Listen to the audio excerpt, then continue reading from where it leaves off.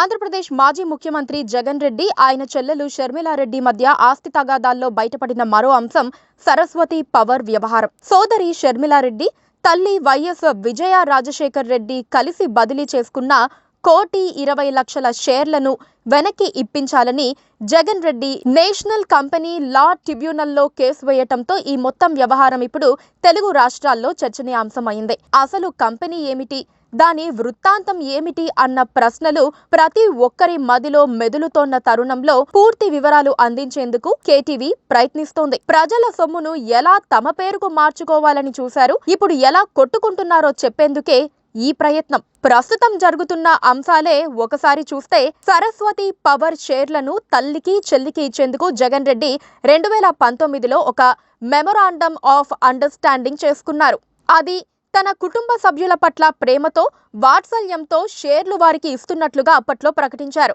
ఇప్పుడు 2024లో కుటుంబ సభ్యుల మధ్య విభేదాలు తారాస్థాయికి చేరిన నేపథ్యంలో తాను ఇద్దామనుకున్న షేర్లను వెనక్కి ఇప్పించాలని ఎన్సీఎల్టీలో కేసు వేశారు. ఇటీవలి కాలంలో షర్మిల తీరు తనను ఆవేదనకు గురిచేసిందని, అందుకే తాను తన భార్య భారతీరెడ్డి అప్పట్లో దశల వారీగా ఆ ఇద్దరికి బదలాయించిన 1,20,00,000 షేర్లను వెనక్కి ఇప్పించాలని ఎన్సీఎల్టీలో జగన్ కేసు వేశారు. సరే, దీనికి షర్మిల కూడా కౌంటర్ వేశారు. ఈ కేసు చాలా రోజులు కొనసాగటం కూడా ఖాయమని ప్రత్యేకంగా చెప్పాల్సిన పనిలేదు. అదే సమయంలో ఒక టెక్నికల్ అంశాన్ని కూడా జగన్ రెడ్డి ప్రస్తావించారు.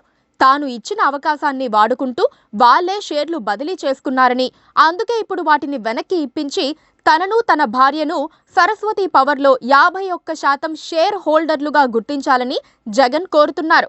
అన్నా చెల్లి కొట్టుకోవటం సరే, అసలు సరస్వతి పవర్ అంటే ఏమిటి, ఆ కంపెనీ ఏం చేస్తుంది, వాటి ఉత్పత్తులు ఏమిటి అన్నది పెద్ద ప్రశ్న. జనం అందరినీ వేధిస్తోన్న ప్రశ్న కూడా అదే.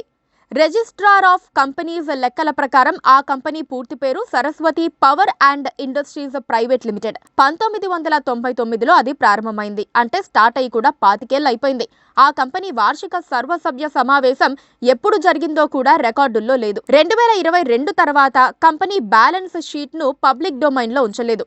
కంపెనీ దగ్గర రికార్డుల ప్రకారం షేర్లున్నాయే కానీ దాని విలువ 650 కోట్లని చెబుతున్నారే కానీ కంపెనీలో ఎంత డబ్బుంది, ఇంతవరకు ఎంతమంది ఉద్యోగులున్నారో తెలియదు. అసలు విషయానికి వస్తే 2009లో వైఎస్ రాజశేఖర్ రెడ్డి రెండోసారి ముఖ్యమంత్రి పదవీ ప్రమాణం చేసిన మొదటి రోజునే సరస్వతి పవర్కు అప్పటి ఉమ్మడి గుంటూరు జిల్లా, ప్రస్తుత పల్నాడు జిల్లాలో ఉండే దాచేపల్లి మండలం వేమవరం తంగేడ గ్రామాల్లో 613 హెక్టార్ల భూమి లీజుకిచ్చారు. అంటే 1,514 ఎకరాలను 30 ఏళ్ల లీజుకిచ్చారు.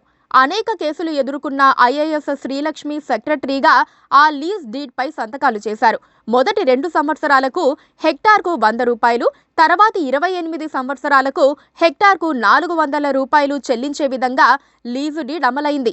లీజు డీడ్ తర్వాత జగన్ రెడ్డి, ఆయన భార్య భారతీరెడ్డి ఆ కంపెనీకి డైరెక్టర్లయ్యారు. మిగతా వారంతా ఎవ్వరికీ తెలియని పేర్లేనని చెప్పాలి.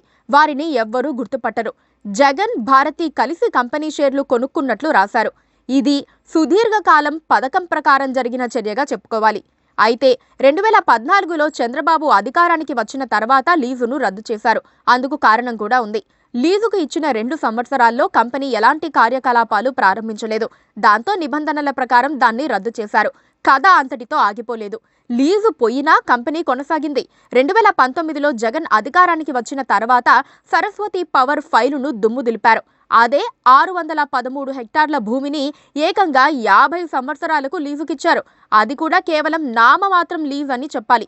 ప్రభుత్వ లెక్కల ప్రకారం అక్కడ లైమ్ స్టోన్ మైనింగ్ జరగాలి.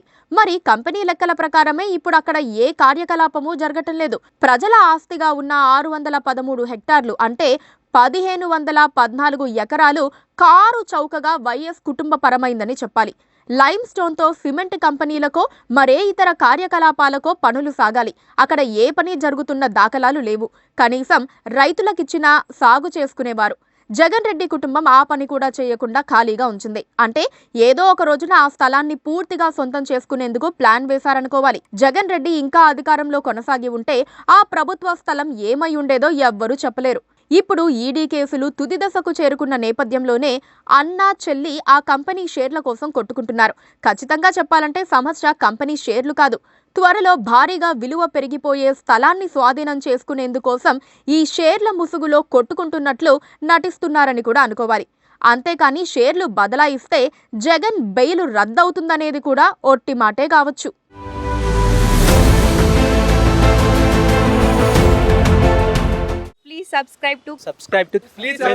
Please subscribe to KTV Telugu. KTV Telugu. KTV Telugu. KTV Telugu channel.